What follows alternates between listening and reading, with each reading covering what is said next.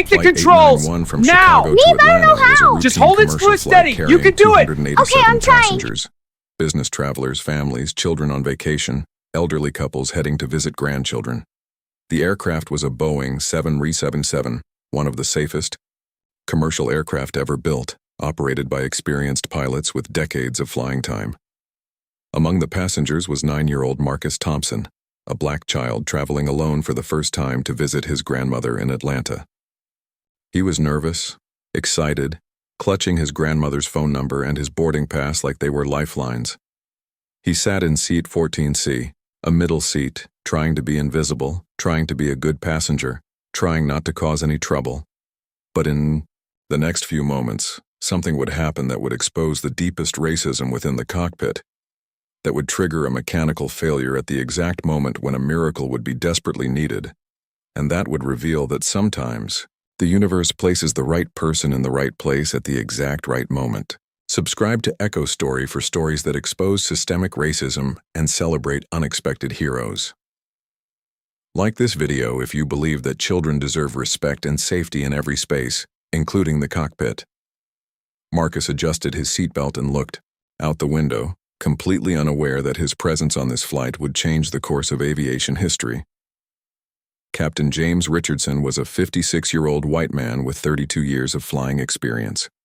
He was known in the industry as a brilliant pilot, technically proficient, with an impeccable safety record. But he was also known for his casual racism, his disdain for passengers of color, his belief that the profession of flying should remain exclusively white. He had successfully hidden these beliefs from the airline, had never explicitly violated company policy, had never said anything in recorded communications that could be used against him, but his contempt was obvious to anyone paying attention. The way he looked at black passengers with barely concealed disgust, the way he spoke to flight attendants of color with unnecessary harshness, the way he seemed to resent the diversification of the cockpit and the cabin. As Captain Richardson conducted his final pre-flight check, he walked through the cabin, ostensibly checking safety protocols, but actually surveying the passengers. When he saw Marcus, a black child sitting alone looking nervous, his expression darkened. He paused at Marcus's row and said loudly enough for surrounding passengers to hear, "Get out of that seat, kid. We don't have time for problems today." Marcus looked up, confused and terrified. He hadn't done anything wrong. He was sitting in his assigned seat.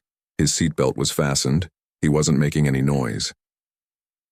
A flight attendant named Sarah approached Captain Richardson and said quietly, "Sir, that's his assigned seat. Is there something wrong?" Captain Richardson said coldly, "Kid looks like trouble. I don't need any disruptions on my flight." Marcus began to cry, terrified that he would be removed from the flight, unsure what he had done wrong. Other passengers looked uncomfortable. A woman 2 rows back stood up and said loudly, "That's not right. The child hasn't done anything wrong." Another passenger said, "This is racism, pure and simple." But Captain Richardson remained unmoved. He said to Marcus, "Either move seats or get off this plane." An elderly black man named Robert, who was sitting near Marcus, stood up and offered to switch seats with Marcus. Robert moved to seat 14C, and Marcus, tears streaming down his face, took Robert's seat near the elderly man. Robert put his arm around Marcus and whispered, "You're okay, son. You didn't do anything wrong. That man has a problem with himself, not with you." But the damage was done. Marcus was traumatized, confused, feeling like he had done something to deserve being humiliated in front of hundreds of people. Captain Richardson, satisfied that he had asserted his dominance, returned to the cockpit. Sarah, the flight attendant, filled out an incident report but knew that nothing would come of it. Racism in the cockpit was difficult to prove, difficult to prosecute, easy for the airline to minimize. The aircraft was cleared for departure. Captain Richardson began his pre-takeoff sequence, but the universe was about to intervene in a way that would make his racism impossible to ignore. At 2:47 p.m., Flight 891 pushed back from the gate. At 2:58 p.m., as the aircraft was taxiing toward the runway, the flight engineer, a man named Derek, noticed something unusual on his instruments. The number 2 engine, the port engine, was showing fluctuating pressure readings. He alerted Captain Richardson, who dismissed it as a sensor malfunction. But as the aircraft accelerated down the runway for takeoff, the readings became more erratic. At the moment of rotation, the point where the aircraft's front wheels leave the ground, the number 2 engine experienced a catastrophic compressor failure. Metal from the engine's internal turbine shattered, destabilizing the entire power plant. Captain Richardson, trained for engine failures, immediately reached for the engine shutdown procedures, but he couldn't execute them properly. His hands were shaking. His mind was not focused. He was still thinking about the black child he had humiliated, still caught in the rage of seeing his cockpit contaminated by a child of color. In that moment of distraction, he made a critical error. He moved the wrong throttle, causing additional complications. The aircraft had lifted off the runway, but with only one fully functional engine, it was in danger of stalling. The nose was too high. The airspeed was dropping. They had seconds before the aircraft would become uncontrollable. Captain Richardson, realizing his error, began to panic.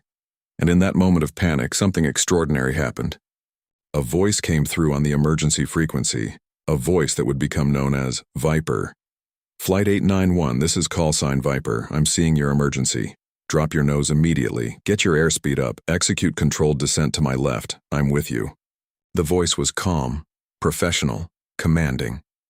It belonged to Captain Victoria Viper Martinez, a legendary black female pilot who was currently flying her own commercial aircraft, Flight 447, just 2,000 feet above Flight 891. Victoria had been nicknamed Viper early in her career after a near-fatal emergency landing where she had maneuvered her aircraft through a microburst with such precision that colleagues said she had moved like a snake striking at an opponent. She had 40 years of flying experience, had trained hundreds of pilots, and had established herself as one of the most skilled aviators in the world. But Victoria was also black, a woman in a profession that had historically excluded both women and people of color. She had fought for every opportunity, had proven her excellence repeatedly, had built a reputation that transcended race and gender. And now, in a moment of crisis, she would save Flight 891 not because she was a hero, but because she was a brilliant pilot who happened to be in the right place at the right moment. Captain Richardson, hearing Victoria's voice, regained his composure. He executed her instructions precisely. He dropped the nose of the aircraft, increasing airspeed. He executed a controlled descent, losing altitude while maintaining flight. Victoria talked him through every procedure, providing the kind of guidance that could only come from someone with decades of experience and absolute mastery of emergency protocols. Maintain your descent at 300 feet per minute, Victoria instructed. You're doing great, 891. I'm right here with you. Your descent looks good. You're going to make it. She knew that Captain Richardson was panicking, that his judgment was compromised, that he needed a voice outside his own fear to guide him. She provided that voice. Behind her calm instructions was a deeper reality. A black female pilot was saving a white male pilot's life, was preventing his aircraft full of innocent passengers, including a black child he had just humiliated, from crashing. The irony would not be lost on anyone who would later learn the complete story. Flight 891 descended toward Atlanta Airport, losing altitude, losing pressure, losing energy. Victoria stayed with Captain Richardson on the radio, offering guidance, offering reassurance, offering the kind of expertise that is only possible when someone has spent their entire career preparing for exactly this moment. The passengers on Flight 891 had no idea how close they had come to disaster. Most were reading, sleeping, or working on their laptops. Young Marcus, still traumatized from being humiliated by the captain, had fallen asleep against Robert's shoulder. But above them in the cockpit, Captain Richardson was processing something profound. His life, his aircraft, his 287 passengers, all of them were being saved by a black woman pilot. And that realization, whether he consciously acknowledged it or not, would change him forever. Flight 891 touched down in Atlanta at 3:41 p.m., 43 minutes after the engine failure began. The landing was textbook perfect. Captain Richardson, guided by Victoria's voice, executed the approach and landing with precision that reflected decades of training. As the wheels touched the runway, the aircraft was perfectly aligned, the descent rate was perfect, the speed was perfect. Emergency vehicles were waiting on the tarmac, fire trucks, ambulances, rescue equipment. But as Flight 891 rolled to a stop, passengers began to applaud. They didn't know the full story yet, but they sensed that something extraordinary had happened, that something had nearly gone wrong and had been averted by expert flying. Captain Richardson, shaking and drenched in sweat, made a cabin announcement. "Ladies and gentlemen, thank you for your patience. We experienced an engine failure during takeoff and made a precautionary landing in Atlanta. Everyone is safe. There are emergency vehicles outside as a precaution, but the aircraft is secure." He paused, then said something he rarely said. "I want to acknowledge the voice of the pilot on Flight 447 who provided guidance during our emergency. Her expertise and calm made the difference between a safe landing and a catastrophe. Her name is Captain Victoria Martinez. She's a pilot's pilot, and I owe her my life, and your lives, and the lives of everyone aboard this aircraft." Passengers on Flight 891 had been recording the emergency landing sequence. The audio of Victoria's voice, commanding, calm, brilliant, was captured on multiple recordings. As passengers deplaned, they began uploading videos to social media. Within minutes, the story was viral. The headline became clear: Black female pilot saves 287 passengers after white male pilot experiences engine failure. News outlets began to investigate, discovering that Captain Richardson had humiliated a black child just before the emergency began. The narrative took on new dimensions. A pilot who displayed casual racism, whose judgment became compromised at the exact moment his aircraft experienced a catastrophic mechanical failure, whose life and the lives of 287 innocent people were saved by a black woman pilot. The internet did what the internet does. It searched for meaning, for narrative, for justice. The hashtag #VipperSave287 was trending within hours. People began examining Captain Richardson's history. They discovered multiple complaints about his behavior toward passengers and staff of color. They discovered that the airline had never taken serious action against him. They discovered a pattern of racism that had been enabled by the system. Captain Victoria Martinez, meanwhile, was being celebrated as a hero, but Victoria herself resisted the heroism narrative. She said in an interview, "I did my job. That's what I've been trained to do. But what's important is why Captain Richardson's judgment was compromised. Racism compromised his ability to function as a pilot at the exact moment when he needed to be at his best. That's the real story." The FAA opened an investigation into both the engine failure and Captain Richardson's behavior. The mechanical failure was traced to a manufacturing defect. A specific batch of turbine blades that had been installed on Flight 891 were faulty. The FAA would eventually order a recall of those blades from hundreds of aircraft. But the investigation also revealed something else: Captain Richardson's compromised judgment during the emergency. The FAA interviewed Victoria, who provided her perspective. "I could tell from his radio communication that he was panicking. That level of panic is usually associated with either physical incapacity or psychological distress. In this case, based on the timing and the context, it seems his psychological state was compromised by the incident with the child that occurred just minutes before the engine failure." The FAA interviewed Captain Richardson, who reluctantly acknowledged his behavior toward Marcus. He said that the child looked like he was going to cause trouble. When pressed, he admitted that the child looked like trouble because the child was black. The admission, while damaging, at least represented a moment of honesty. Captain Richardson's pilot's license was suspended pending a full hearing. The airline announced that Captain Richardson would be placed on indefinite leave pending the outcome of the investigation. But more importantly, the incident sparked national conversation about racism in the cockpit, about the way that prejudice could compromise safety, about the systemic failures that allowed people like Captain Richardson to operate in the aviation industry. Marcus Thompson, 9 years old, suddenly found himself at the center of an international news story. Videos of Captain Richardson humiliating him were being shared millions of times. People were expressing outrage on his behalf. He was being treated as a symbol of racism, of resilience, of childhood innocence facing adult cruelty. But Marcus was still 9 years old. He didn't understand why a pilot had been mean to him. He didn't understand the larger story about systemic racism. He didn't understand that his trauma had exposed something that needed to be exposed.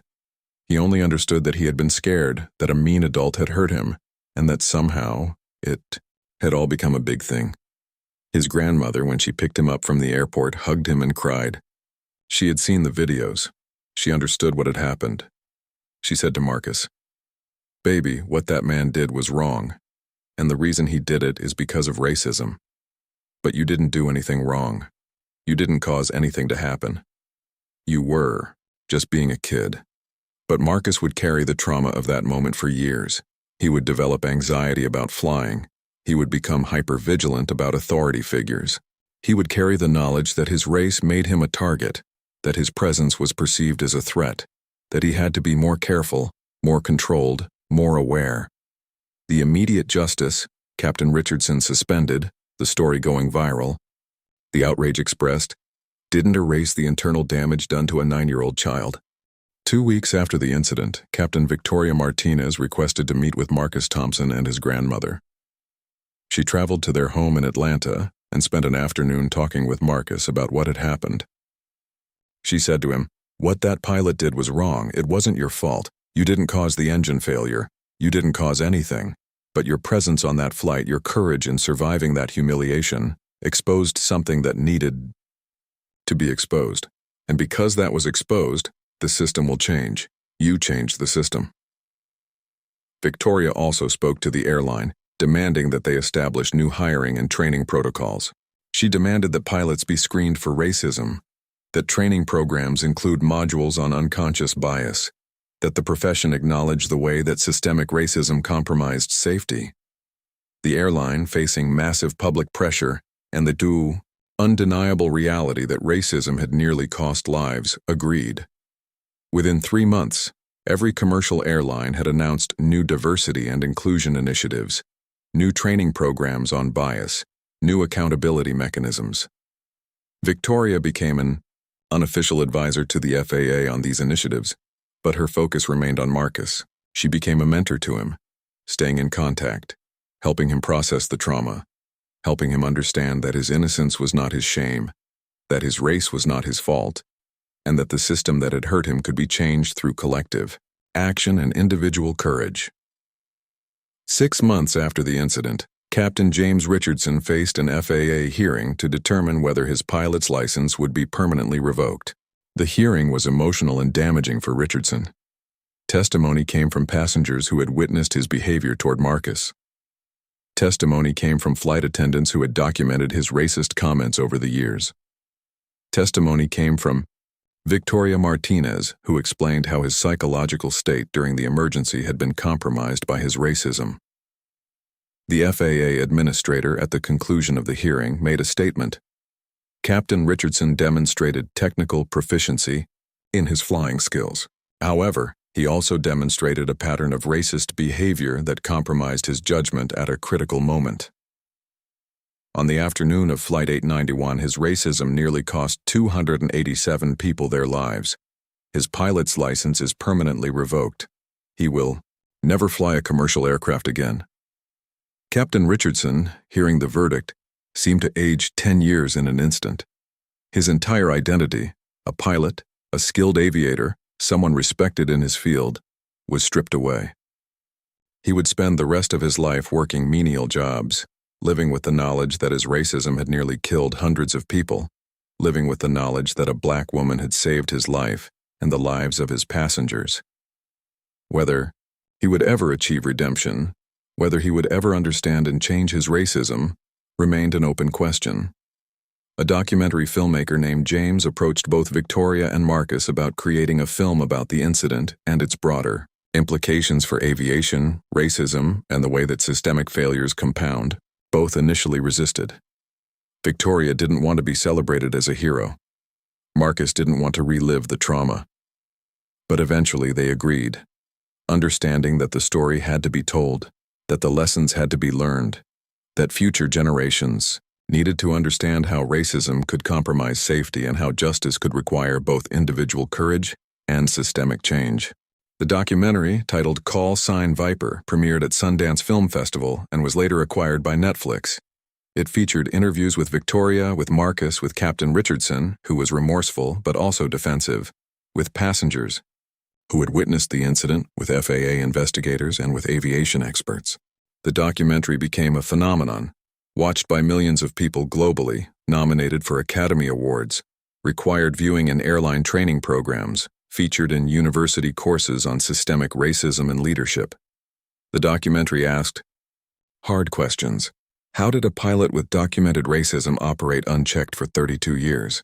Why did it take a catastrophic mechanical failure and a near disaster to expose systemic problems that should have been obvious? What does it mean when a black woman saves the life of a white man who just humiliated a black child? The documentary didn't offer easy answers, but it offered uncomfortable truths. The incident on Flight 891 sparked federal legislation. Congress passed the Aviation Safety and Diversity Act, legislation that established federal standards for hiring pilots, created federal penalties for racism in the cockpit, required regular training on unconscious bias and racial justice for all aviation professionals, and created federal oversight mechanisms to prevent airlines from enabling racist behavior. The bill bore the fingerprints of Flight 891, of Victoria's voice on the radio, of Marcus's humiliation. Senator Patricia Morgan, the bill's primary sponsor, held a press conference where she said, "A pilot's racism nearly killed 287 people. That same racism had been tolerated, enabled, and protected for 32 years. We are passing this legislation to make sure that racism in the cockpit is not just unethical, it's illegal, it results in termination, and it threatens the safety of every passenger on every flight." The story of Flight 891 is a story of systemic failure that nearly became a tragedy. We must ensure that it never happens again. The bill was signed into law by the President, who spoke directly about the incident. Captain Victoria Martinez saved 287 lives with her skill, her courage, and her excellence. But she should not have had to save Flight 891 from a pilot whose racism had compromised his judgment. We are signing this legislation to make sure that racism in the cockpit is eradicated, that the aviation industry is safe for all people, and that excellence, not race, determines who flies our skies. 1 year after the incident, Victoria received a letter from Captain James Richardson. Richardson was working as a taxi driver, living in a small apartment, spending his days driving people and his nights attending therapy and online courses. About racism, about his privilege, about his unconscious biases. The letter was not a request for forgiveness. Instead, Richardson wrote about his journey toward understanding his racism, about the moment when he realized that his casual racism had nearly killed hundreds of people, about the humiliation of having his pilot's license revoked, about the slow process of understanding how deeply racism was embedded in his psyche. He wrote, "I know I don't deserve your forgiveness. I know I don't deserve the forgiveness of Marcus Thompson or anyone else on Flight 891. But I want you to know that my understanding of my racism has been forced by consequences. Real, visible, permanent consequences. I lost my career. I lost my identity. I lost my status. And in losing those things, I've begun to understand the racism that made me feel entitled to those things. I don't know if I will ever be fully deracialized. But I'm trying. I'm genuinely trying to understand and dismantle the racism inside myself. Thank you for saving my life, even though I didn't deserve it." Victoria read the letter multiple times. She did not forgive Richardson, but she understood that his journey toward accountability, while late, was significant. She sent him a brief response. "You're right. Consequences matter. Change requires more than apology. Keep doing the work." 2 years after Flight 891, the entire aviation industry had undergone transformation. Airlines implemented new hiring practices that included explicit screening for racism and bias. Pilot training programs were completely overhauled to include modules on racial justice, implicit bias, and the way that prejudice could compromise safety. Reporting systems were created where passengers and employees could report racist behavior without fear. Most importantly, accountability mechanisms were established where racism resulted in immediate investigation and likely termination. Other victims of racism in the cockpit came forward. A black female flight attendant reported being told by a captain that she didn't look professional enough. A Latino pilot reported being passed over for international routes while less experienced.